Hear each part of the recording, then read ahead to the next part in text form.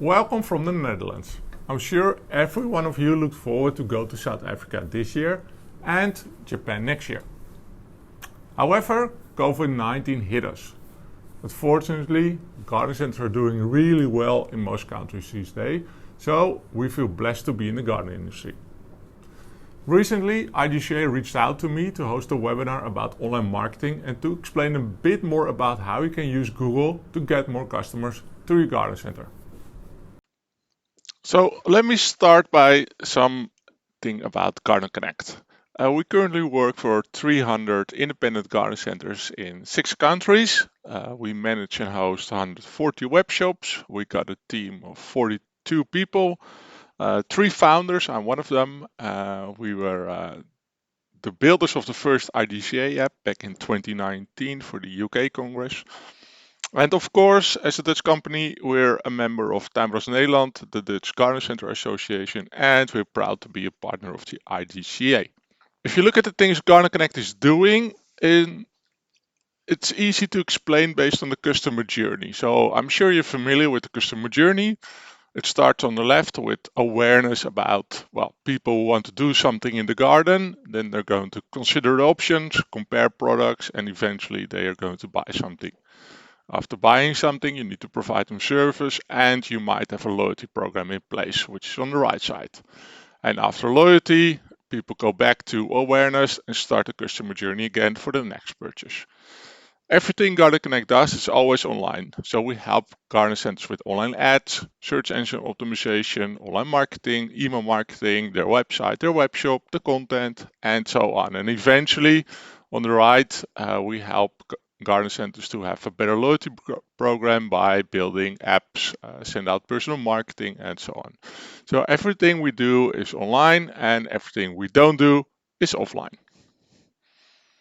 Now, some famous IGCA customers, we're very proud to have them in our group of customers. St. Peter's Garden Center, Barton Grange, Cowells, of course, you all know Martin, Fernhill Garden Center, Jones from Ireland, Nurseryland Canada, the Gardens Group, of course, Tuinbouwers Nederland is a customer of us, bij Stocks in the south of the Netherlands, and Tuincentrum Daniels as well.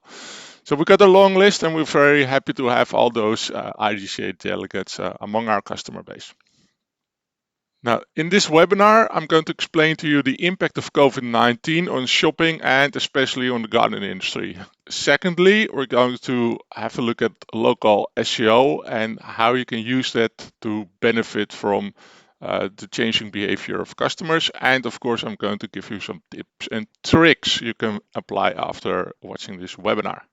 If you look at COVID-19 and how it affected online shopping, it's nice to take a look at the stats.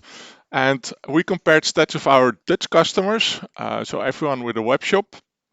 And we compared April 2020 versus April 2019. In general, the number of visitors on websites is up 135%. And if we say the number of visitors, we mean people from the Netherlands visiting Dutch websites. However, if you zoom in, the number of local visitors is up with 95%. And with local visitors, we mean people from the same province in the Netherlands. And more importantly, online sales exploded this spring, and it's up 290% year on year. So the question is, online sales exploded. Was it just COVID-19? And how would COVID-19 change the behavior of customers in the future? To answer that question, the UN did some research, and their conclusion, will normal return? No, it won't, because in the past COVID-19 world, the unparalleled growth of e-commerce will disturb national and international retail frameworks. So what the UN is saying in their report is, yes, things will go back to normal a little bit. However, there's also a new normal, and e-commerce and online shopping is definitely part of the new normal, regardless of the industry you're working on. The question is, what did customers look for on Google during COVID-19? Well, we noticed pretty soon that COVID-19 impacted consumer behavior heavily, and this spring search queries peaked for all the product categories you have in your garden center, and that includes houseplants, plant seeds, garden furniture, and so on. And you can use Google Trends to export trends in your own area. An area can be country or part of your country, and of course in your own language. And I only did some research for this webinar in the English language. You can use Google Trends for every other language. So if you look at the number of people looking for houseplants, of course, we knew houseplants were becoming very popular already. But if you compare this graph, and if you take a look on the right, it's May 2020, and on the left, it's December 2015. It goes at least up by 400% in 5 years' time. And over the years, you can see the rise because it increased in 2017, 2018, 2019 already, but there was a huge boom this spring. So the trend to buy houseplants, especially among millennials, is pretty easy to identify in this graph. If we go to plant seeds, we see a similar thing, but this one is a bit more impressive because it goes times 700% up. And you can see that boom over here when COVID hit us in Europe, and sales of seeds exploded. And we know a lot of our UK customers selling seeds online literally sold out within weeks' time. So they sold every seed they had, and it was incredible and ridiculous at the same time. But this gives you an idea how easy it is to figure out what's happening on Google, and also how it impacts customer behavior, because we knew seeds were selling out at most of the webshops we are hosting. And the evidence is here that a lot of people were looking for plant seeds. Well, just in case you're wondering if it's only about plants, seeds, and stuff like that, it isn't, because garden furniture peaked as well. Garden furniture has a very easy to understand trend. It's low during the winter, it peaks during the spring and summer. So it's every year it's more or less the same.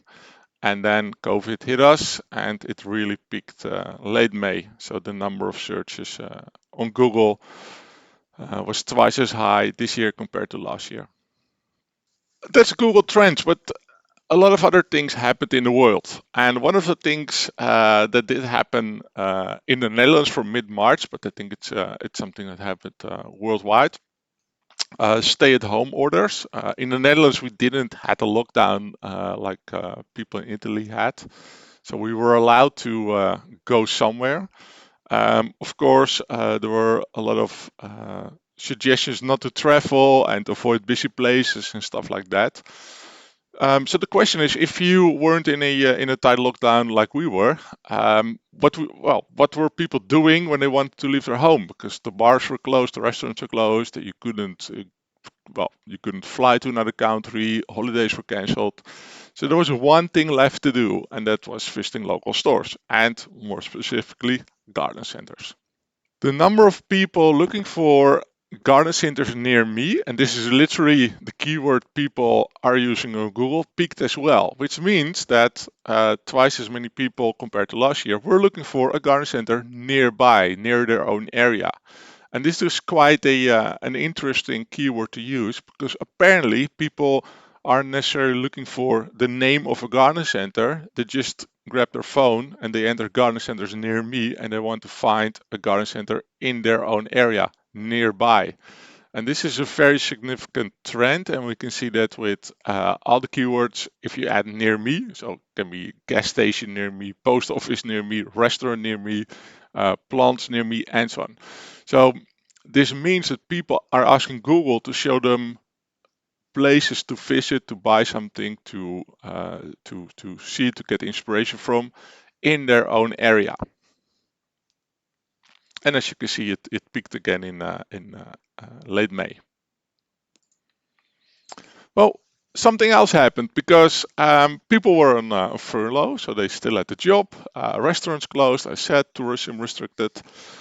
So if you're at home on furlough, money in the bank, what are you going to do? Well, a lot of people thought it would be a good idea to revamp their garden. So if you look at Google Trends, interesting enough, the number of people looking for garden IDs exploded as well. So again, May 2020 was the peak. The number of people looking for garden IDs on Google was twice as high compared to 2019. So to summarize, people are shopping more local because, well, it's against the government advice to travel, and they're open to renew their garden because the number of people looking for garden IDs increased significantly.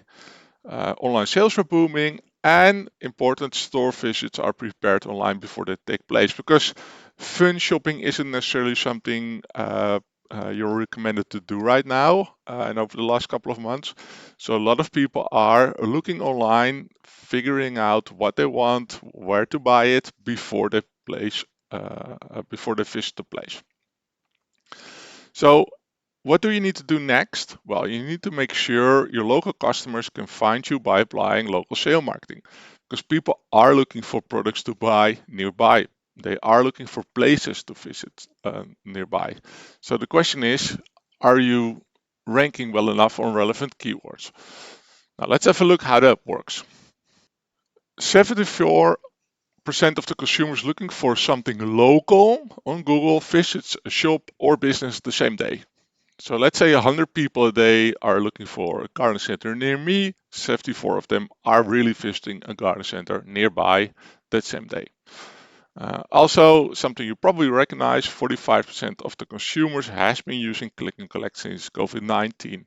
I'm aware in some countries, click and collect was the only option to buy plants anyway. Of course, you could buy them online or for delivery, but stores were closed, so it will be different from country to country. But 45% of the consumers has been using click and collect since COVID-19, and this is a worldwide survey. Another interesting fact, 82% of the consumers uses Google to look up information before visiting a store. And that's something I just explained to you.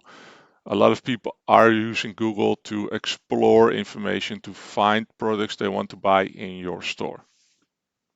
And if they're using Google, you need to understand the intention they have. And it's something we call search intent. And what would someone who's looking for garden centers near me want to do? Well, of course, they want to visit a garden center in their area. If they're looking for plants near me, they're looking for a place to buy plants in their own area. So the intention is important since it gives you guidance on what customers intend to do. Well, if you zoom in and if we give you an example, I can explain it a bit better. Because on the right you can see the funnel, and this is a funnel not in the traditional way used with e-commerce or with customer journeys. This is a funnel of search intent. So let's say someone wants to prune his hydrangea. Well, 18,000 people a year are looking for this specific keyword on Google. Now, of course, you need a pruner. So they want to have some more information about pruners. So they Google for best pruners, and 3,000 people a year are doing this in the UK. Eventually, they find information about a Gardena comfort pruner, and 1,800 people use that specific keyword on Google every year in the UK. So what you see is that people are looking for information, then they're going to navigate to product information, then they are moving towards a transaction by entering the specific product they want, the garden comfort pruner, and eventually you come to the transaction. And two things can happen. Either they want to buy it online. If people want to buy something online, they usually add buy or online or web shop to the keyword they're looking for, or, and that's important to understand, they're adding a name of a place or area or town to the keyword. If you do the latter, you normally don't narrow it down. You probably end up somewhere between best pruners and Gardena comfort. So you say, oh, well, I need a Gardena, so let's do Gardena Nottingham. And actually 240 people a year are looking for Gardena Nottingham. So this explains how search intent works and why does it matter. If you want to get people to your store, you need to make sure that your website ranks well with keywords like Gardena Nottingham. If you have a web shop and you're not really interested to get people to your store, especially these days, you need to focus on the first example. So with buy, web shop, online, and so on. But the intention is important because the intention of people looking for Gardena Nottingham is to buy Gardena in or near Nottingham. So these are people looking for a place to visit and to buy Gardena pruners, probably. So now you understand how search intent works. We need to jump into local SEO marketing, and I'm going to explain to you how that works. Well, to make sure you're found locally, you need to optimize the three components Google uses to rank websites. And the three components have been there for at least 15 years, since the day Google actually started. But how they work is updated every year, at least once a year. Updates happen almost every month. So what you need to do is to update the content to make sure your technique is as good as possible, and you need to increase your website popularity. So now I'm going to explain to you how this works. First of all, you need to make sure that the content matches the search queries you want to rank on. So if you want to rank well on Gardena Nottingham, you need to have content about buying Gardena tools in or nearby Nottingham. Makes sense, I think. Once people are on your website, it has to inspire and inform visitors and convince them to pay you a visit. So you need to give them reasons why they should visit your place. And it can be anything. You can be a family-owned business. You can have an award-winning restaurant. It can be anything, but you need to give them reasons why they should visit you. And important, the text has to be written in a Google-friendly way. If you look at the text, think about relevant keywords with the right intention you want to use. Make a long, unique text of at least 750 words each. Now you can argue about the length of text, but at least should be a little bit more than just 10 words. And 750 is quite a long text, so give it a try to write an article of 750 words about Gardena tools. It can be quite challenging, but it's important to have a long, unique text on your website. There are three questions you need to answer on your website. What can people buy from you? How does it work? How do you get there? How do you deliver items and so on? And why should they buy from you in the first place? And if you want to learn more, go to our website, gardenconnect.com, click on the white paper button, and you can download our free white paper explaining this exact process: what, how, and why. Now, don't copy and paste text from someone else, because text must be unique. And yes, writing text is a well-paid job. And you know the saying, if you pay peanuts, all you get are monkeys. Now, if we move forward to the technique, I'm not going to bother you with all the technical things you can do, but I want to explain it a little bit to you so you can take this to your web developer and he or she can make sure everything goes well on your website. The four important items: you need to improve the structured data in your website. You need to optimize the internal link structure. Website speed is very important nowadays and will become more important next year. And usability on mobile and desktop is important. Now let me zoom in on a few of these things. First of all, structured data. How does it work? If you have a product page, like the one in the middle, and this is an example taken from Cowles, but every web shop has a product page, you can see information like in stock and the price. Well, there are a few tricks you can apply so Google understands the price and the availability of items. And that's what we call structured data. So that's what you see on the left. Sounds like rocket science. It's definitely no rocket science, but you need to do it the right way. And of course, you can also enter the store hours, phone numbers, and so on. And eventually, Google uses this information and processes it in the search results. So that's how you end up with open soon, the phone number, in-store shopping, and so on the organic search results. So this is important to do. It's a technical thing you need to do to make sure your content is shown in the best possible way on Google itself. Another one, website speed. I recommend you to perform a check via Google PageSpeed, and you can just enter Google PageSpeed on Google, and you end up on the link I show you here. Share that with your developer and let him fix the issues. Now, don't get scared if you get a 60 or 70% score out of 100%. It's pretty hard to go to 95 or 100%. It's possible, but there's always a balance between usability, things you want to have on your website, and speed. So you need to balance them in the best possible way. And it's very important to understand that Google will launch an update in May 2021 called Google Web Vitals, and speed will be a more important factor in regards to the Google rankings than ever before. Because if you look at website speed, why does it matter and why do I share this with you? Well, slow websites convert horribly. So, and I'm sure you recognize this. If you are opening a website and it loads very slow, you just click on the back button and you open up another website. And as said, on top of that, apart from people leaving your website, Google ranks fast websites higher in the search results. So if you have a slow website, you won't get all the potential visitors you could get on it. And of course, being Dutch, we got one very fast guy with us, which is Max on the right-hand side. So you should aim to get it's at least as fast as Max is. The third component is the popularity. Now, how do you optimize popularity? You need to improve listings on company guides, and we call them citations. You need to get more relevant links pointing to your website, and you should be active on social media. Well, I assume we're all active on social media, so I'm not going to explain that during this webinar. So let's zoom in on these citations and how to get more links. A citation is a listing in, for example, Google My Business. So if you're looking for Fernhill Garden Center, you can see his citation on the right-hand side. So the citation shows the Google Maps listing, a photo, the name of the garden center, phone number, opening hours, and so on. If you would search for Fernhill Garden Center, the first search result is, of course, his website. So that's in the middle.